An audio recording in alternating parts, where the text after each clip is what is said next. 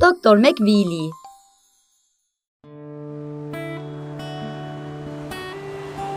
Bu Doktor McWeely. Sahilde geziniyor. Bu tekne bozuk mu?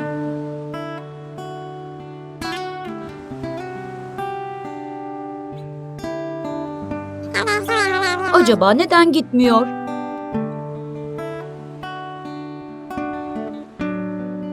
Bir bakalım.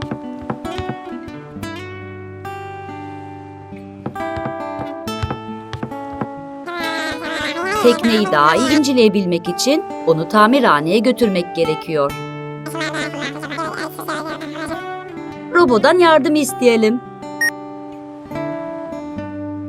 Robo, büyük bir arabayla sahile gel. Bir tekneyi çekmemiz gerekiyor.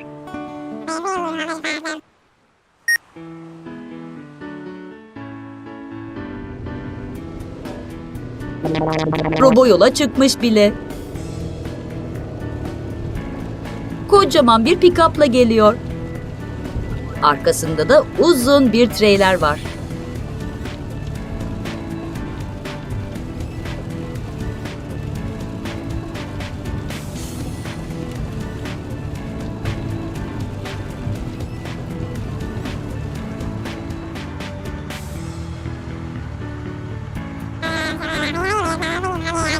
Tekneyi yükleyelim.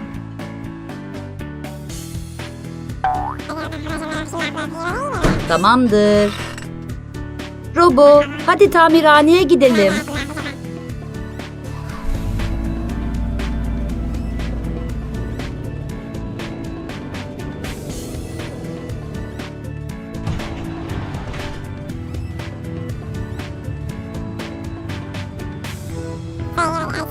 İşte geldik.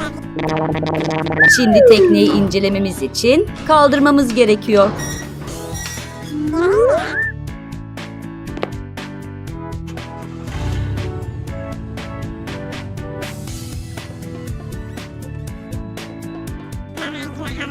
Birazdan neyin bozuk olduğunu öğreneceğiz.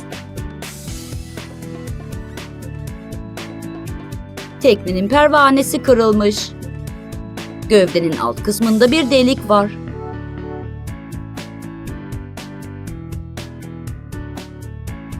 Ve boyası çıkmış.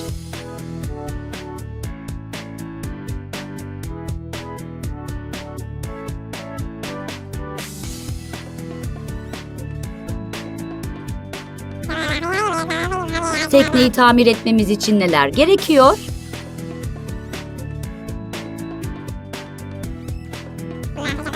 Yeni bir pervane. Deliği fiberglass parçasıyla kapatabiliriz.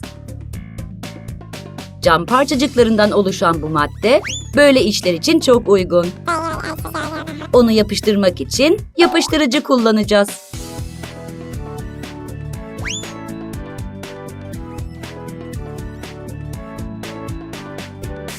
Bu boya. Tekne çok büyük olduğu için boya rulosu ile boyamamız daha iyi olur. İşte bununla.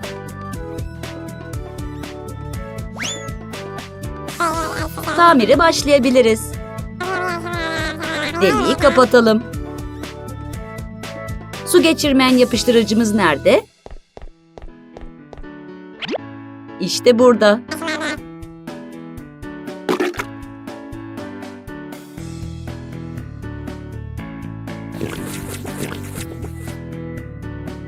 Fiberglass'tan uzun şeritler kesip deliğin üstüne yapıştıralım.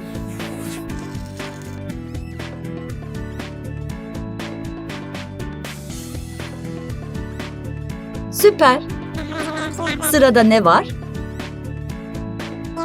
Tekneyi boyayalım.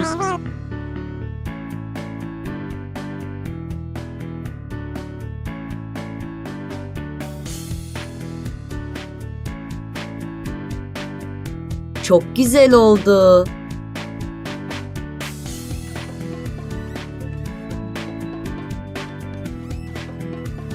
Geriye bir tek bozulmuş pervaneyi değiştirmek kaldı.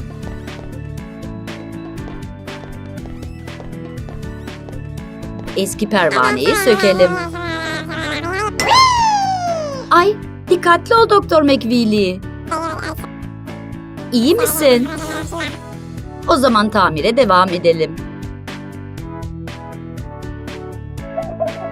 Eski pervaneyi söküyoruz. Ve onun yerine yenisini takıyoruz.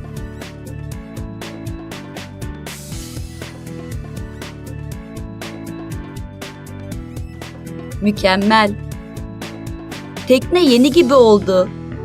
Rengi de çok güzel oldu. Şimdi onu sahile götürüp suya indirelim.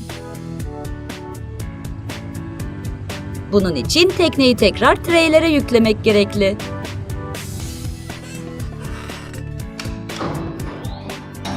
İşte böyle.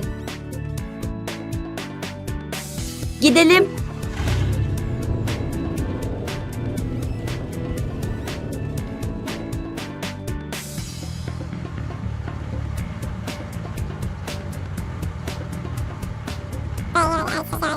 Oley! Tekne suda.